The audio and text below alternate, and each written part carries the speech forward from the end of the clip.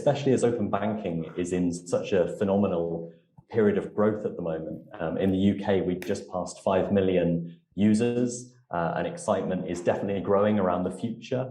What we're going to see with open finance, I know the European Commission has promised that it will present a legislative proposal for the EU's open finance framework by the middle of this year, and hopefully we'll see it in place by 2024. In the meantime, fintechs, buy now, pay later providers, SMEs and ordinary consumers are increasingly embracing the ability to tap into open banking data. Now, as Robin said, I'm joined by two fantastic experts in exactly that today. So let me welcome Dr. Leah Maria Siering from Finleap. Hey, Leah, how's it going? Where are you joining us from today? Hi, Oliver. Nice to meet you over Zoom. I'm sitting in Berlin, as also Finleap Connect is based in Hamburg and Berlin. But as you might see in my background, I'm not in the office today, but at home. So nice to meet you both. Good to meet you too. Good to meet you too. And we've also got Rolands, the CEO and co-founder of Nordigen. Hey, Rolands, how's it going? And where are you joining us from? Hey, yeah, I'm joining from my home in Riga.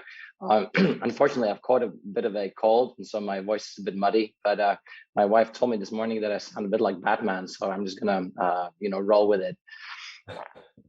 Sounds good. Sounds good. Now let's crack on with the discussion. So first of all, I think it'd be really good to sort of set out the services, the open banking services that both of your companies provide and the markets that you operate in. So Rolands, I wonder if you could go first with that. Just give us a brief overview of Nordigen and what you're offering.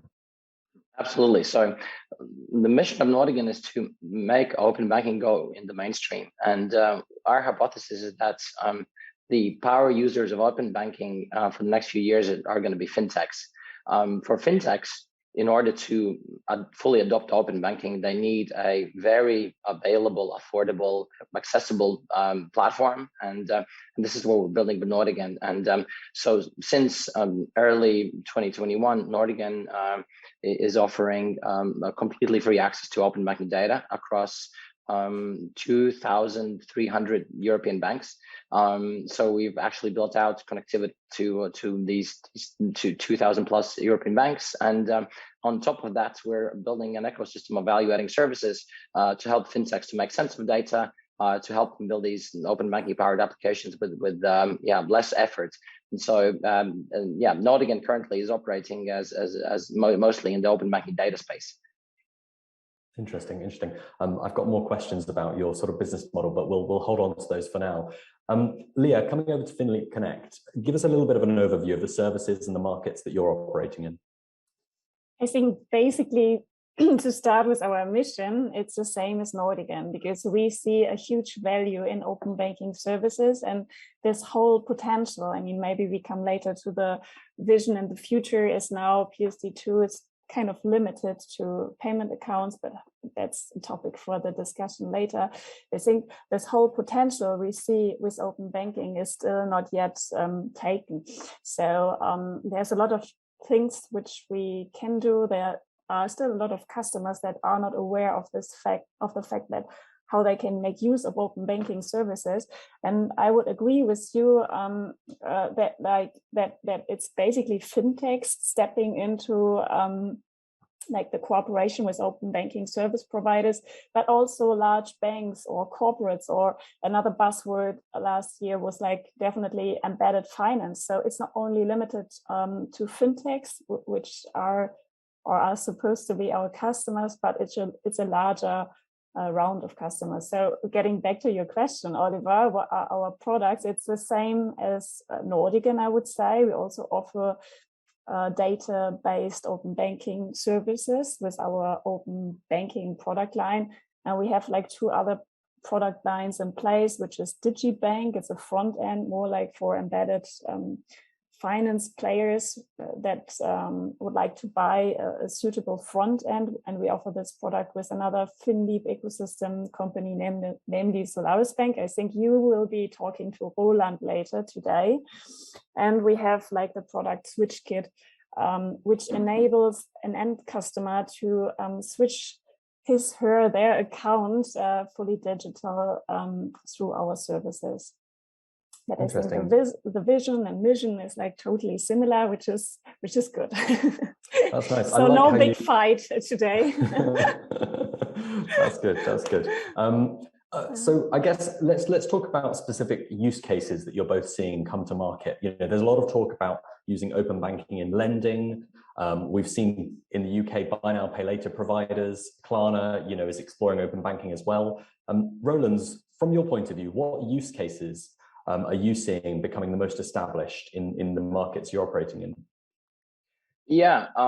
So again, we're working mostly with fintech, so that maybe is kind of like makes us a tiny bit biased. We might be missing out on trends that are not so much fintech related. What I can think of is three use cases that are very much power users of open banking today, and then a few future use cases that we're seeing the rise of. The three use cases that we see a lot of is, you know, like you mentioned, lending. Lending has an amazing use case for open banking. Their credit data is an issue in Europe. We have 31 countries in Europe, and there's no pan-European credit bureau.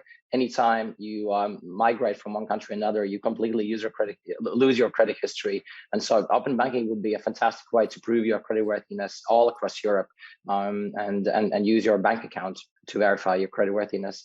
So that lending is an amazing use case for open banking. The next one's, you know, there's the usual suspects of cash flow management. So for businesses or for people, the ability to connect their bank accounts to some smarter brains that help them to deal with their day-to-day finances is incredibly powerful.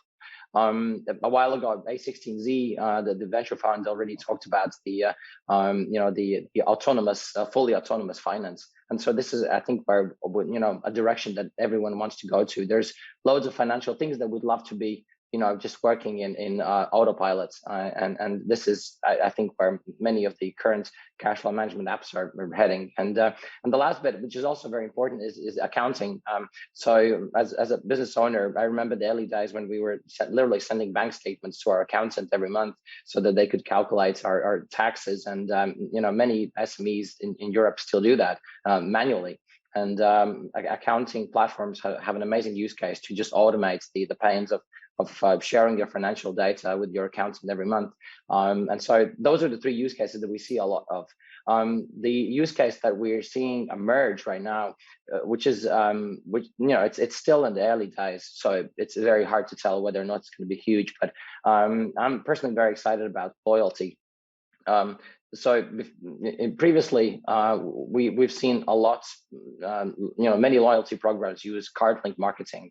Basically the ability for you to connect your card to a loyalty program and to earn points as you are spending. And now open banking allows loyalty programs access to the same data, literally the same data, but by just bypassing the Visa and MasterCard rails. And again, you know, bypassing any kind of rails is always a very, you know, adds layers of cost efficiency, which is, I think, something that the loyalty programs are going to see more of. You know, for this to take off, the obvious thing that needs to happen is that people need to understand how open banking works, or need to trust it enough so that they would link their bank accounts to loyalty apps. But we're seeing the early days of this thing picking up, and I'm frankly very excited about this, because that would, you know, push open banking even further into the real, you know, further outside of fintech and into areas like retail, which is kind of you know, very exciting. There's massive, you know, massive opportunity for sure. Interesting. There's always been so much friction around loyalty schemes, whether you're having to scan a card or it only works within a certain retailer's environment. So I love the idea of sort of democratizing that market a bit more. Leah, you've heard some of the use cases that Rolands were describing. Are there any that come to mind for Finleap Connect that he didn't touch on? Are there any specific specialisms that you would say? I think it was quite comprehensive already what Roland has discussed. But I think our overall goal is like we are all B2B2C, which means that we also have to think about the user experience of the end customer, which is in general not our contractual party, but we want to make everything easier, more convenient, and more user-friendly. And as Roland has pointed out, there's so much to do, and it can be done with open banking. For example, request to pay, it's all loan-based, but pay by loan, further payment facilities. I mean, living in Berlin means also that you have to carry around cash all the time, because that's another topic and not solely open banking related, but it's far away from being fully digital. Or if you have an e-car, the payment is super complicated and could also be made easier with like open banking facilities. And then also thinking more in the direction open finance, open data economy in Europe. I think there are more ideas to come, which makes it more end user convenient. Also, when you think about investment opportunities now, if you want to invest in securities, the law says that you have to kind of identify your customer, whether this customer or potential investor is suitable to invest in crypto shares, whatever.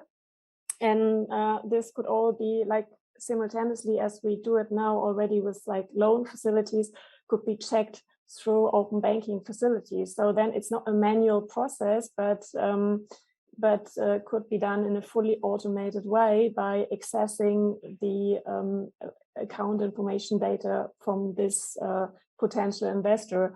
And then maybe we are back on discussing robo-advice stuff. I mean, it's kind of dead at the moment, but if you could make like everything a bit easier with open banking, then I would see a lot of potential. And I never hear the discussion how a state, like for example, Germany, could make use of it, because Roland has already mentioned like the other way around. Me as someone that needs to pay taxes is like, it's a catastrophe, it's a lot of manual work. And of course, I also see this possibility, but also the other way around, like a state could also make like the whole state administration way easier through an open banking access. So there's it's like a pool of creativity. I mean, you can use open banking facilities in like nearly every situation in your life. So I think there's so much potential still left, but as we are, maybe we'll also discuss it, still have like technical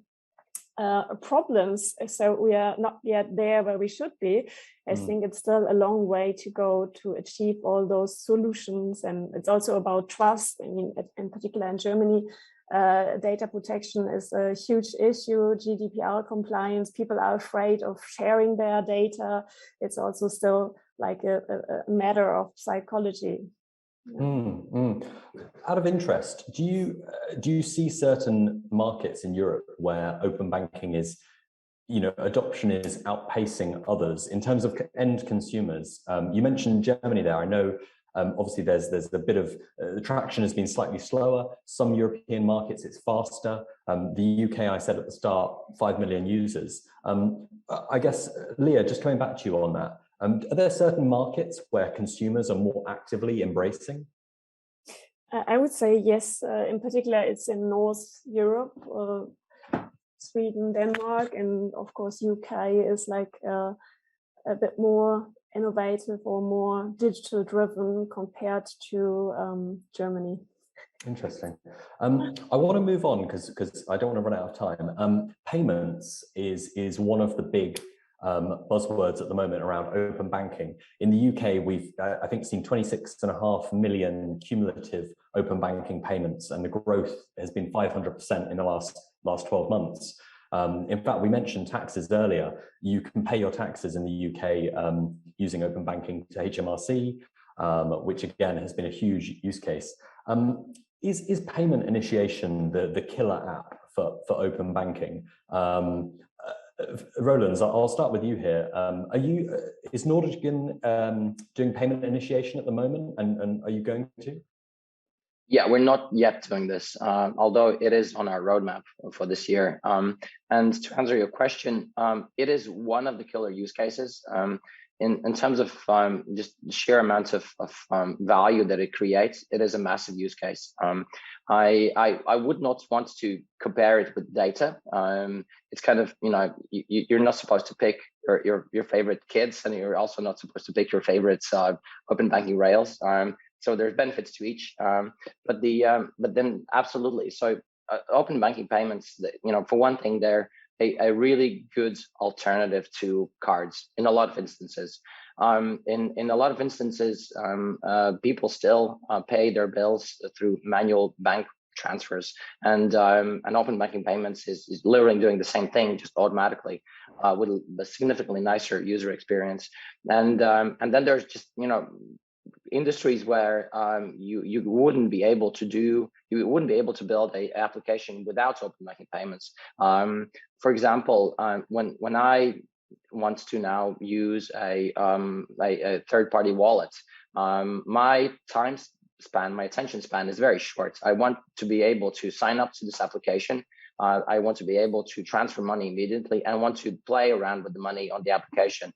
Maybe that is for investment purposes, maybe that's something else, but I want to be able to do it all at once and to do it fast. And so in these cases, actually, the combination between open banking data and open banking payments is a very interesting one, because you're able to initiate a payment and check if a payment actually went through all at the same time. From a application's user experience point of view, it allows the application to just run smoother, and it allows people like me with a very short attention span to able to get the satisfaction of using an application.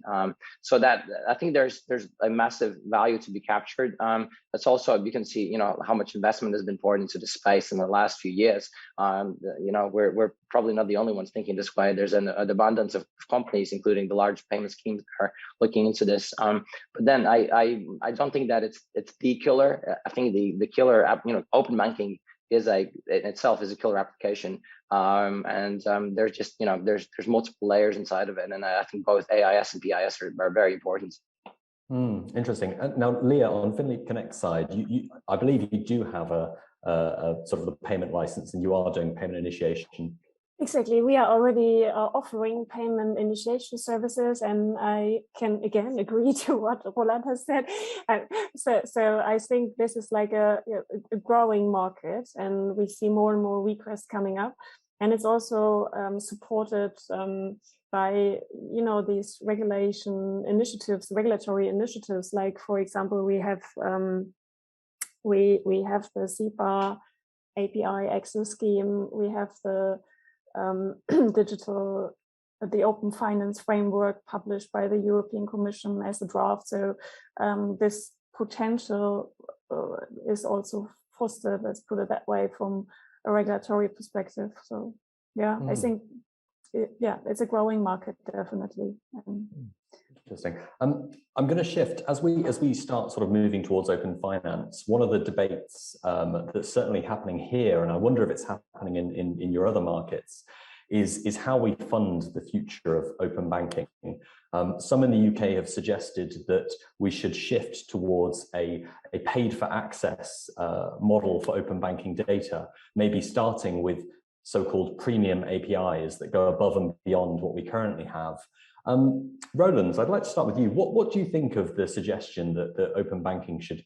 I guess it's a bit of an antithesis versus your mission when you came to market. But what do you think of the reality of it, and how should we fund the development of open banking? Yeah, I think you probably asked the most contrarian person on this topic. Nordigen is a company that has been advocating for free open banking, and if you actually Google "is open banking free," the OBIE FAQ would actually tell you yes, it is. And we are advocating for not just free open banking, but we are advocating for open banking to remain free forever. And our biggest concern is that, well, what if the opposite is true? What if we do have a paywall on top of open banking? Well, then the open banking adoption is going to be slow, and then today we already have several fintech CEOs who've been very open and critical about the fact that open banking adoption is not yet 100%, and what we would have in case of paywall is that the adoption rate would not grow as fast as it's been growing so far. I strongly encourage anyone who is thinking about having a paywall to not do it. because that would immediately just make open banking less appealing to fintechs, less appealing to the broader ecosystem. We would have less competition in the market instead of more, and we would have less of open banking, to be honest. And today open banking is kind of like it's in a great growth trajectory. We have 10% open banking adoption in UK approximately, so like 10% of UK citizens of the banked citizens have used open banking before. Our best guess that the adoption rates in continental Europe is between 5 and 7%. So it's not anywhere near 80% as it is in US right now, but it's getting there. And then if there's a paywall, it would just make a very, very big roadblock. So, how to fund it? Well, we have a great model, and it's the model that we have today. And we would just advocate for, just keep the model as it is, and continue building on the great stuff that we've already done so far. Interesting. Leah, some strong feelings there from Rolands. Do you agree with the sentiment, or do you have any different views on that? Yeah, I mean, partially, of course, because I would say, of course, like the TPP account access, which must be now provided for free by the banks, this is something I fully support, and I would agree also with the arguments Roland has brought up. But I think when you talk about the services being provided by the open banking players towards their customers, then it's of course a kind of service, right? And I would say this also needs to be paid in a certain way. I mean, Rolands, you also need to make money, so you have a cross-finance model, I guess, in place that you make revenue. But I think you have to distinguish on the one hand side between the institutions sitting on the data, having the control over the accounts, and on the other hand side, on the regulated entities enabling these kind of services, because it all costs money. And if you want to ensure a good quality, like not only in regards to the data, but also in regards to holding a license, having a working compliance function, ensuring that everything is like, as being said, fully compliant, it's like it costs money. And this is also important because you have to do your job in a very good way. So TPPs must act very compliant and very careful as they're handling like huge amount of data, personal data, which is very sensitive. So it's not a business which is like selling shoes or whatever, right? It's like really trustworthy stuff. So and those kind of services cost money. So the account like API must be offered for free, because this is why we have like an open banking. We have PSD2. It was about opening up the market and enabling, in particular, fintechs to also offer additional services to create a better user experience for the end customers. But the service provider in between, which are we, like as a TPP, should not be offered for free, because then how would you finance it, right? You want to reach break even. You want to have also successful business model where you can invest in the best people you can get and the best compliance system and stuff like that. So yeah. Interesting. Certainly a bigger debate, maybe a topic for another day. Now shifting fully onto open finance. I said at the beginning, the EU hard at work getting their framework for open finance up and running. And in the UK, we're hoping that the CMA will announce their direction for open finance any day now. I guess the first question for Rolands is what financial data would you like to see brought into the fold when open finance arrives? Are there certain pieces of data that would be most beneficial, do you think, for your customers?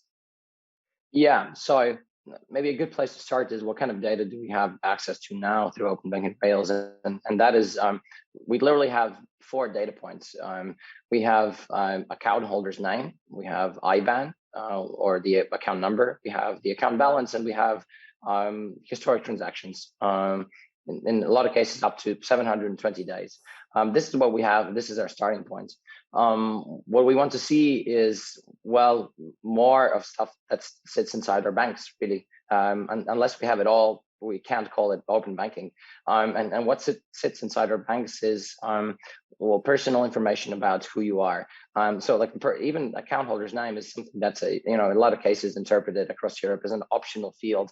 So you can connect your bank accounts, and the application would actually not do not have any ways to verify that it was you that's connected it. And so and we're getting there. We're getting more consistency across all these data fields as we speak. But we just want to have more of the bank knows about us, and that includes, in the short term, includes basic identity information, access to credit card data, which is something that in a lot of countries it is very valuable. People still use a lot of credit cards, and not everyone is using BNPL, to everyone's surprise.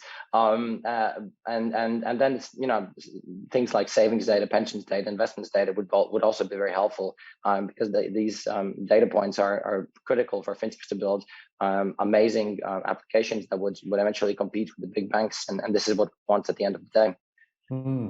Interesting. Now, Leah, you've heard those kinds of data sets, and I'm sure you agree with many of them. What sort of abilities will this enable once we have proper rollout of open finance?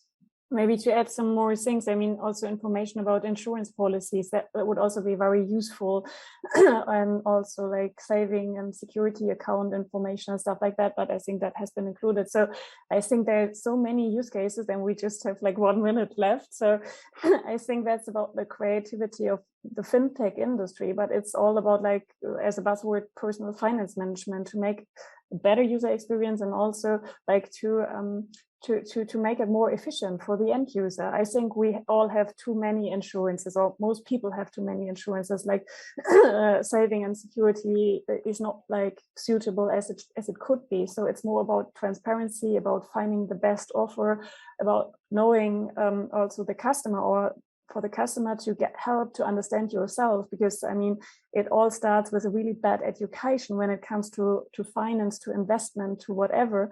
So also the vision is that through open banking or open finance, we can help like the end customer to have a better overview, and also understanding about what she there could like invest in, could buy, could lend, could whatever. So it's about like a better financial circumstances can be offered through various applications or functionalities or business ideas. Interesting. Well, I've got lots more questions, but I'm afraid I think we are out of time. I can see Robin getting ready there. So Leah, Rolands, thank you both very much, and speak to you soon.